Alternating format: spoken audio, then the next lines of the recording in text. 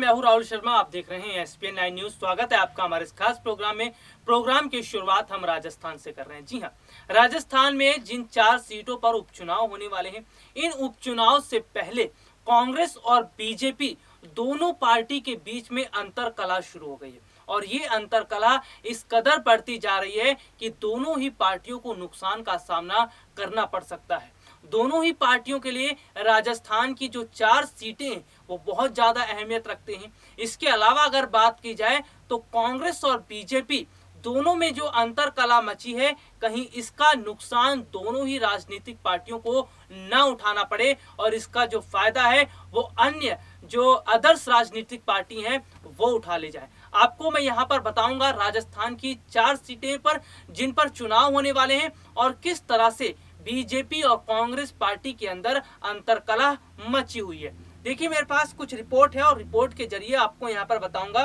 कि क्या स्थितियां फिलहाल बनती हुई नजर आ रही हैं और बीजेपी कांग्रेस दोनों के लिए मुश्किलें खड़ी हो रही हैं। देखिए, प्रदेश की 4 सीटों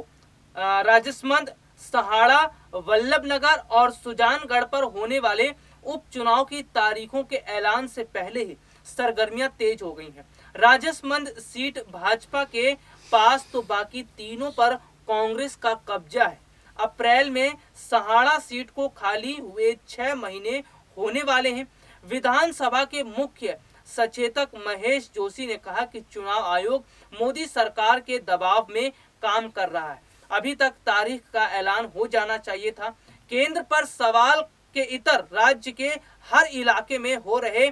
जिस तरह की स्थितियां बता रही हैं वो ये हैं कि कांग्रेस और बीजेपी दोनों के बीच जिस तरह से अपने ही अलग गुट बना पड़ा है दोनों पार्टियों के अंदर, ये गुट कहीं ना कहीं दोनों ही राजनीतिक पार्टियों के लिए बहुत ज्यादा परेशानी का सबक खड़ा करता हुआ नजर आ रहा है। यहाँ पर मैं आपको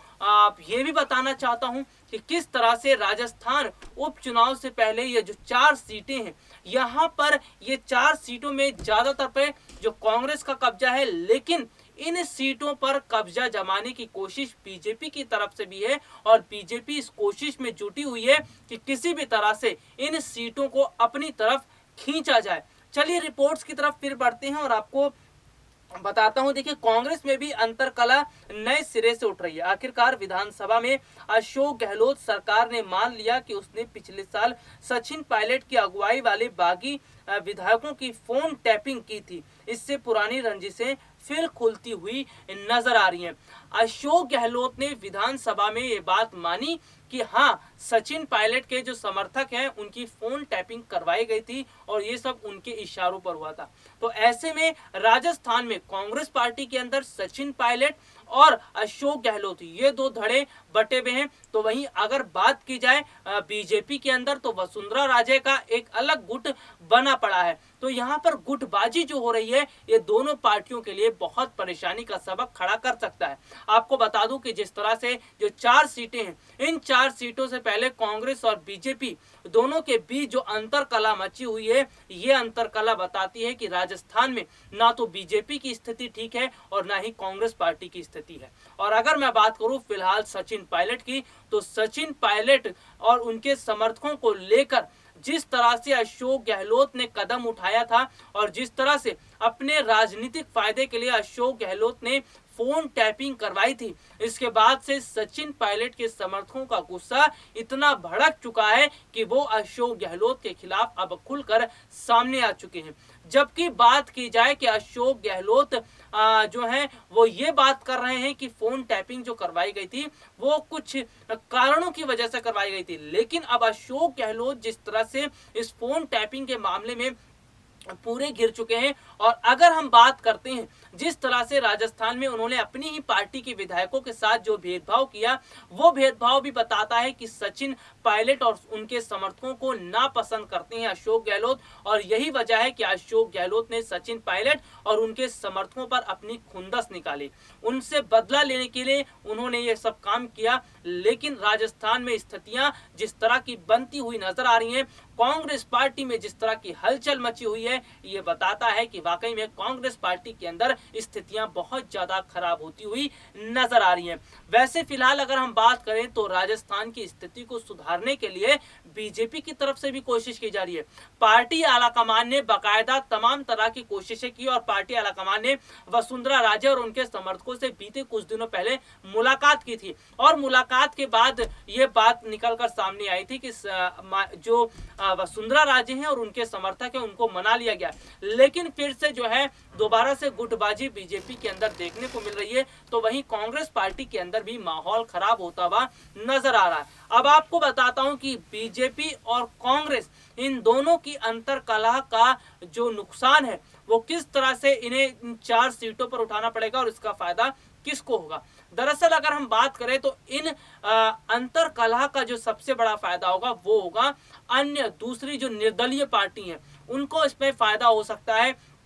और अगर हम यहाँ पर बात करें तो फिलहाल जो है जो सीटों की बात की जा रही है, जो 4 ये जो सीटें हैं इनमें से 3 सीटों पर देखिए राजस्थान में कांग्रेस का कब्जा है, लेकिन एक सीट पर बीजेपी का कब्जा है और इनमें से जो 3 सीट हैं ये तीनों सीट पर सचिन पायलट का दबदबा है। यानी कि अशोक गहलोत भले ही सचिन पायलट से दूरी बना रहे हैं, लेकिन सचिन पायलट के बिना उपचुनाव जीतना आसान नहीं है। सचिन पायलट के बिना गहलोत ये भूल जाएं कि वो ये उपचुनाव जीत पाएंगे। भले ही अशोक गहलोत ने परियोजनाओं का निर्माण किया है, परियोजनाओं को लागू करने की बात कही है, लेकिन उसके बावजूद भी सचिन पायलट का साथ गहलोत को यहाँ पर चाहिए होगा, नहीं तो बहुत ज्यादा स्थितियां खराब होंगी। आगे की स्थिति की और मैं बात करता हूं तो आगे जो स्थितियां बन रही हैं, फिलहाल राजस्थान की ये 4 सीटें अगर राजस्थान में कांग्रेस पार्टी के हाथ से चली जाती हैं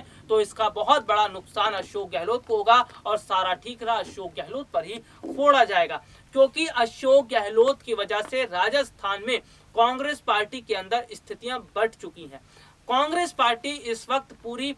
छितर-बितर हो चुकी है और कांग्रेस पार्टी जिस तरह से अलग स्थिति में नजर आ रही है उसको देखकर अगर कहा जाए तो वाकई में माहौल बहुत ज्यादा खराब होता हुआ नजर आ रहा है। आपको बता दूं कि फिलहाल स्थितियां जो है वो बहुत अलग बन चुकी हैं, लेकिन अगर वैसे बात की जाए तो क्या ये जो 4 सीटें हैं राजस्थान में अशोक गहलोत जो है वो सचिन पायलट के बिना जीतना चाह रहे हैं, क्या सचिन पायलट के बिना ये चारों सीटें अशोक गहलोत जीत पाएंगे? क्या इन चारों सीटों पर कांग्रेस का कब्जा हो पाएगा? क्योंकि सचिन पायलट का जो दबदबा है और सचिन पायलट की जिस तरह से लोकप्रियता राजस्थान में बढ़ रही है और जिस तरह से अगर हम बात कर रहे हैं तो फिलहाल आज के जो माहौल देखने को मिल रहा है वो ये है कि सचिन पायलट ने अपने समर्थकों के साथ मिलकर अपनी स्थिति को मजबूत बना लिया है। लेकिन फिलहाल की बात की जाए तो अशोक गहलोत जिस कदर पूरी तरह से घिर चुके हैं और अशोक गहलोत ये बताना चाह रहे हैं कि वो सचिन के बिना ही राजस्थान में अपनी स्थिति को मजबूत करना चाहते हैं, लेकिन चौतरफा अशोक गहलोत घिरते हुए नजर आ रहे हैं और इससे अशोक गहलोत की मुश्किलें ही बढ़ रही हैं। फिलहाल आने वाला समय तय करेगा कि क्या ये चारों सीटें कांग्रेस पार्टी के हाथ में रहेंगी या फिर कांग्रेस पार्टी के हाथ से निकल जाएंगी। लेकिन एक बात तो है, फिलहाल जो माहौल बन चुका है राजस्थान में बीजेपी और कांग्रेस पार्टी के अंदर अंतरकलह का, ये अंतरकलह बहुत बड़ी जो है परेशानी का सबक खड़ा कर सकता है दोनों ही पार्टियों के लिए और इससे दोनों ही पार्टियों को नुकसान का सामना भी करना पड़ेगा। हालांकि अगर हम बात करें तो सचिन पायलट अगर इन 4 सीटों पर जो उपचुनाव होने वाले हैं वहां पर जाकर इन 4 सीटों पर वहां के लोगों से मुलाकात करके और वहां पर अपनी स्थिति मजबूत बनाते तो शायद जो है कांग्रेस पार्टी को फायदा होगा। अगर सचिन पायलट की बिना अशोक गहलोत ये सोच रहे हैं कि इन 4 सीटों पर वो अकेले ही दबदबा बना लेंगे तो ऐसे में ये उनकी भूल है, क्योंकि सचिन पायलट को कम आंकना गहलोत को बहुत भारी पड़ेगा और गहलोत को भारी पड़ता हुआ नजर भी आ रहा है। और क्या स्थिति राजस्थान की बनेगी और राजस्थान में ये जो 4 सीटों के उपचुनाव हैं इनके क्या समीकरण बनेंगे, इनकी क्या स्थितियां बनेंगी और किस तरह से ये 4 सीटें किस राजनीतिक पार्टी के पास ज्यादा जाते हुए दिखाई दे रहे हैं, ये सब जानकारी मैं आपको बताऊंगा। लेकिन आपको उससे पहले ये बता दूं कि फिलहाल राजस्थान में कांग्रेस और बीजेपी दोनों के बीच जो अंतर कला देखने को मिल रही है, जो पार्टी के अंदर गुटबाजी शुरू हुई है, ये गुटबाजी बहुत बड़ी जो है परेशानी अब कांग्रेस और बीजेपी दोनों के लिए बनने वाली है। लेकिन क्या वक्त रहते बीजेपी आला कमान जो है इन स्थितियों को संभाल पाएगी और क्या कांग्रेस में भी स्थितियां संभलेंगी, ये आने वाला समय तय करेगा। लेकिन फिलहाल तो जिस तरह से भूचाल राजस्थान के अंदर दोनों राजनीतिक पार्टी के अंदर मचा हुआ है, ये बताता है कि माहौल बहुत खराब है। फिलहाल के लिए आज मुझे इजाजत दीजिए, नमस्कार।